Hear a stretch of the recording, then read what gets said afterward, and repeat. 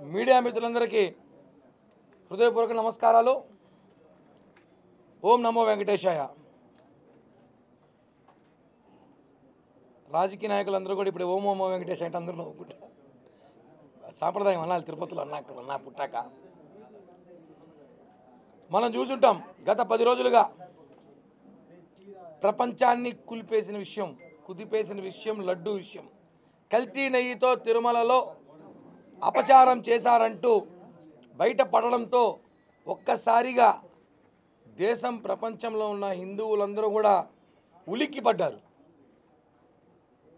దీని మీద చాలామంది పోరాటాలు, ఉద్యమాలు, ధర్నాలు, మీడియా సమావేశాలు, నిరసనలు అన్నీ చేశాక దాని ఒక విలువ, దాని ఒక భయం తెలిసి తెలియదు. కానీ పులివెందుల ఎమ్మెల్యే జగన్మోహన్ రెడ్డి నిన్న పర్యటన రద్దు చేసుకున్నారు.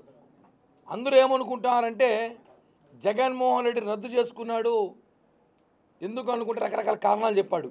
ఆయనకి నోటీసులు ఇచ్చారంట. ఇంత నోటీస్ అది. అలాంటి నోటీసులు మా జనసేన వాళ్ళకి కొన్ని వందల నోటీసులు ఇచ్చినారు. గత ప్రభుత్వంలో వందల నోటీసులు ఇచ్చారు కూర్చొని అందరికీ. నోటీస్ ఎక్కడ జగన్మోహన్ రెడ్డికి ఇవ్వాలా మేము? నోటీస్ ఎవరికి ఇచ్చారు వాళ్ళకి చేరింది. అదేం చిన్న నోటీసు. ఆ నోటీసు వల్ల రాలేకపోయానని చెప్పి కబుర్లు చెప్తున్నాడు. అది అబద్ధం. తిరుపతిలో అల్లర్లు సృష్టించాలని, మత కల్లోలం తీసుకురావాలని ఏదైతే తూనీలో గత ప్రభుత్వంలో తూనీలో ఎప్పుడైతే కులాల మధ్య చిచ్చు పెట్టాలని ప్రయత్నించారో, తర్వాత మొన్న ప్రభుత్వంలో ఏదైతే కోనసీమలో కూడా కులాల మధ్య చిచ్చు పెట్టి అల్లరి సృష్టించారో, ఈసారి ఏకంగా మతాల మధ్య చిచ్చు పెట్టి గొడవలు పెడదామని చెప్పి ప్రయత్నించారు జగన్మోహన్ రెడ్డి. దాంట్లో భాగంగానే నేను తిరుమలకి వస్తున్నాను, ఆయన ఏదో భక్తున్నట్టు, వెంకటేశ్వర స్వామి వారసుడినట్టు, ఆయనను చూస్తేనే వెంకటేశ్వర స్వామి ఆయనతో తప్ప ఇంకెవరితో మాట్లాడినట్టు వాళ్ళ కార్యకర్తలు క్రియేట్ చేశారు. మనం చూసుంటాం ఒకరొకరు ప్రెస్ మీట్లో పెట్టి ఎలా మాట్లాడారో. వాళ్ళు అనుకున్నది ఏమంటే ఈ మత కల్లోలను తీసుకొద్దాం, మనం వస్తాము. ఎలాగో నిన్న వాళ్ళ వైసీపీ కార్యకర్తలు సోషల్ మీడియాలో అఫీషియల్ పేజీలో పోస్ట్ చేశారు. బీజేపీ నేత భాను గారు, కిరణ్ రాయలు ఇద్దరు మా మీద కోడిగుడ్లు పెట్టుకొని రెడీగా ఉండాలని చెప్పారు. అంటే క్రియేట్ చేసుకోరు వాళ్ళే. మిమ్మల్ని కొనడానికి కోడిగుడ్లు అంత స్తోమత మాకు లేదురా నేను మిమ్మల్ని కొనడానికి, ఎందుకంటే మిమ్మల్ని కొనడానికి గుడ్లు కూడా వేస్ట్ మాకు అని మేము నిర్ణయించుకున్నాం. కోడిగుడ్లు కొన్నారు, మా మీద వేసారంటే ఏ గుడ్లో కొన్నాం, ఏ షాపులో కొన్నాం, మీరు ఎవరైనా చూసారా? లేదు కదా. మళ్ళీ ఎందుకు కామెంట్స్?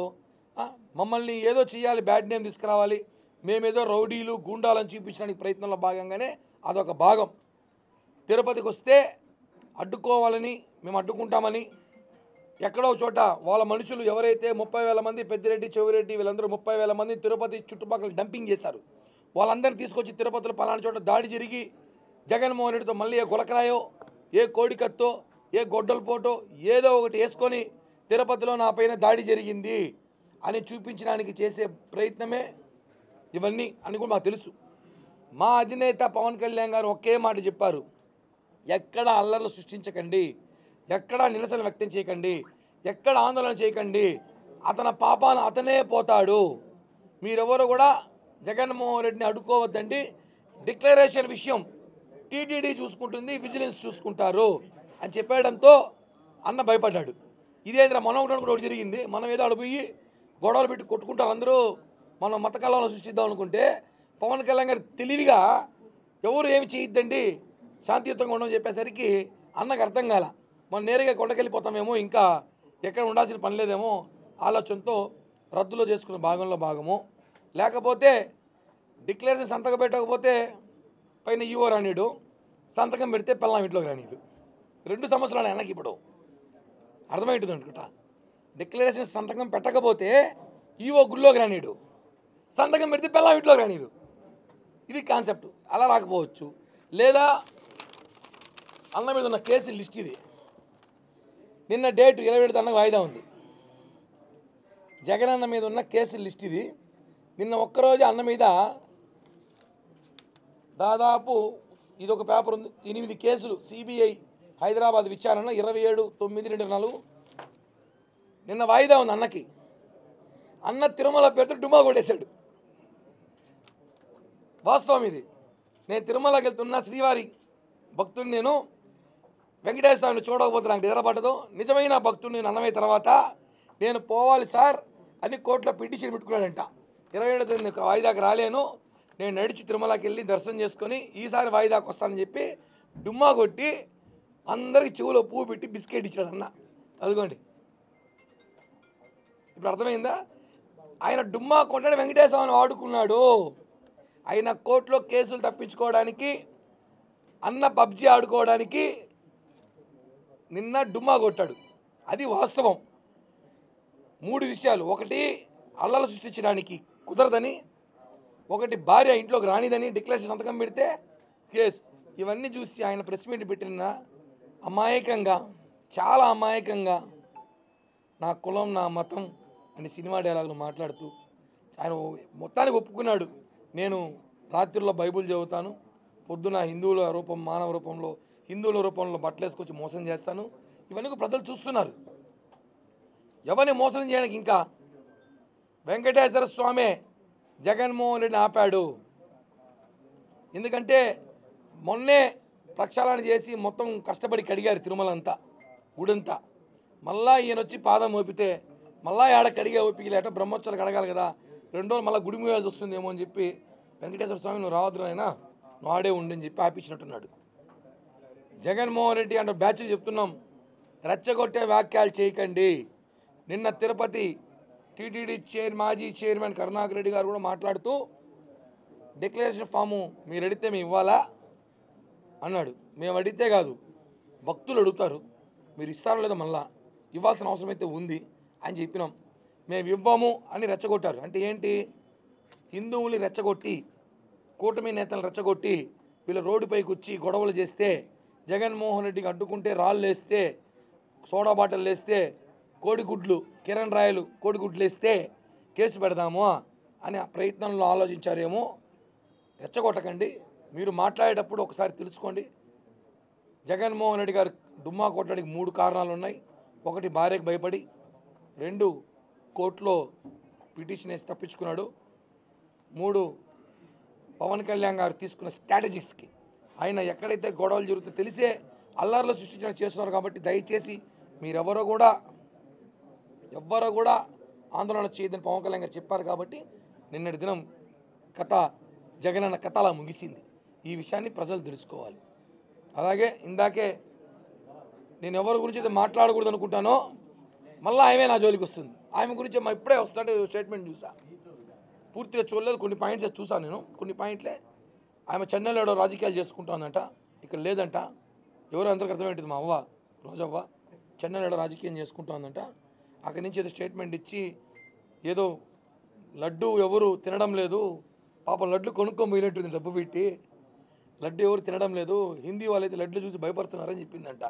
అలా ఏం లేదమ్మా, అది మీ ప్రభుత్వంలో లడ్లు చూసి భయపడేది. బ్రహ్మాండంగా తీసుకెళ్ళి లడ్లు చాలా డిమాండ్ పెరిగింది. ఇప్పుడు వాస్తవంగానే లడ్లు సంఖ్య పెంచారు. లడ్లు చాలా పవిత్రమని చెప్పి అందరూ తెలుసు. మీరు ఏదో లడ్లు మర్చిపోయి నువ్వు మీ ఇంటి వెనకాల వేరే స్వీట్ షాప్ లడ్లు ఏమి తీసుకెళ్ళావేమో ఒకసారి చూసుకో, ఏ లడ్లు తీసుకెళ్ళావో. తిరుమల లడ్లే తీసుకెళ్ళి ఉండవు నువ్వు. ఏదో లడ్లు అని చెప్పింది రోజవ్వ, తిరుమల లడ్లు చెప్పినట్లేదు. ఒకసారి చూసుకో అది ఏ లడ్లో. ఏమో మర్చిపోయి ఉంటావు, రాత్రి నుంచి మర్చిపోయావు, పొద్దునకి రాత్రి పొద్దున మర్చిపోతావు. కాబట్టి అది ఏ తీసుకున్న లడ్లు చూసుకోమని చెప్పి కూడా ఒకసారి హెచ్చరిస్తూ, ఇంకొకసారి కానీ శ్రీవారి హిందువుల మనోభావాల విషయంలో కానీ మాట్లాడితే, ధార్మిక క్షేత్రాలతో మాట్లాడితే ఊరుకునే ప్రసక్తి లేదని చెప్పి కూడా తెలియజేస్తున్నాం.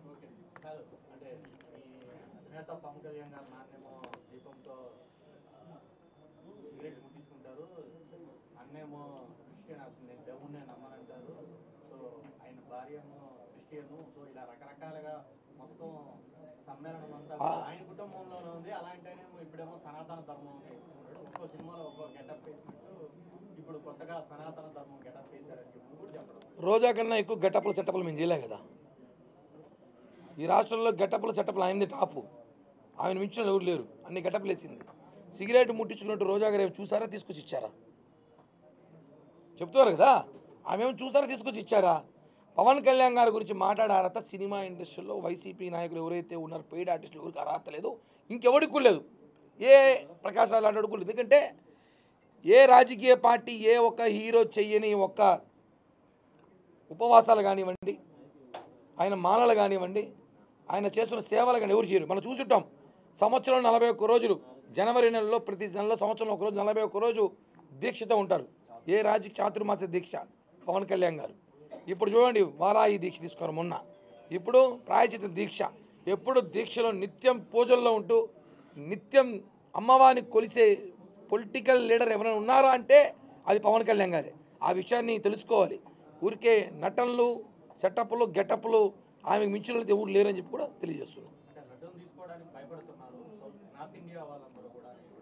అదే ఆ లడ్డు ఏం లడ్డు తెలియదు. అక్క రాత్రి మర్చిపోయి వేరే చోట తీసుకెళ్ళిపోయిందేమో, నైట్ తీసుకెళ్ళి మర్చిపోయి.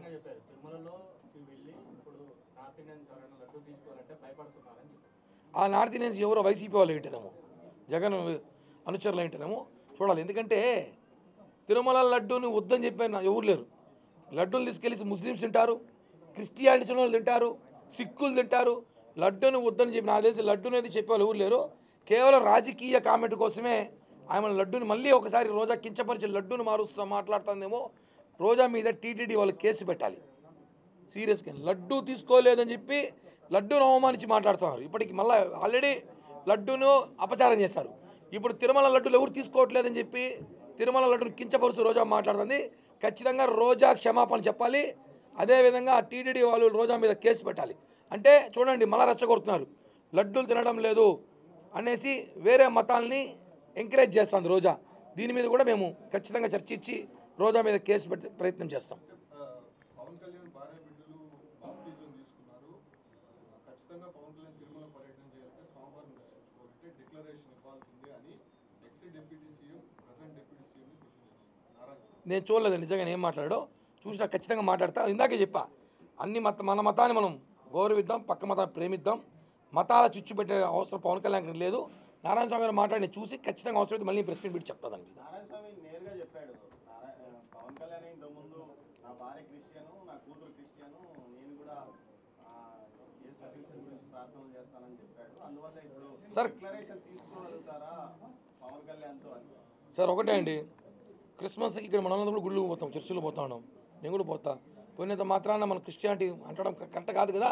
అది ఏం మాట్లాడి చూస్తాం, వాస్తవం కాదు చూసి దాన్ని బట్టి కూడా మేము మాట్లాడతాం ఖచ్చితంగా. ఎందుకంటే మతాల మధ్య చిచ్చు పెట్టే ఆలోచన జనసేన పార్టీ చేతి మేము చెయ్యం. మతాల మధ్య చిచ్చు జరగకుండా చూసుకోవాల్సిన బాధ్యత మాకుంది.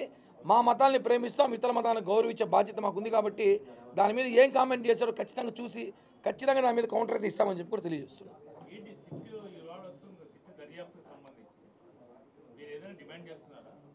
వాస్తవాలు వస్తాయి కదా, సిట్టు మేము డిమాండ్ చేసేది ఏముంది, సిట్టు మా చేతుల్లో ఉండదు కదా. ఖచ్చితంగా సిట్ అధికారులు కలవబోతుంది. అధికారులు చెప్పేది ఏమో తిరుమల లడ్డును అపచారం చేశారు, పూర్తిగా విచారించండి. అన్న ప్రసాదాలు కానీ ఇంట్లో కూడా నీ విషయంలో ఆల్రెడీ స్కామ్ జరిగింది. జనసేన పార్టీ తరఫున మేమైతే ఒక రిప్రజెంటేటివ్ ఖచ్చితంగా ఇవ్వబోతున్నాం ఈరోజు. ధన్యవాదాలు, థ్యాంక్ యూ.